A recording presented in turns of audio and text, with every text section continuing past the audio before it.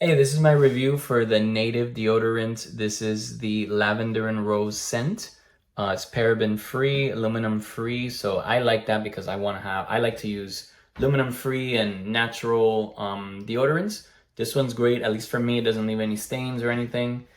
So I really enjoy it. Lasts pretty much the whole day. Again, for me, it does. Use it every single day. So this is how it looks. This is the stick. So, and then of course you would just roll it here to open it, or to bring it up or bring it down.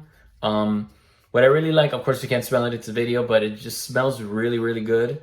More than most deodorants, this is the one that stood out to me the most of how it smells. It smells really nice. That's the back.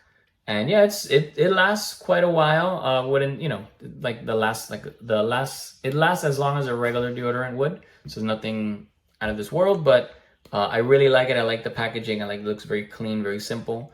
And yeah, it does the job, and I hope you enjoy it.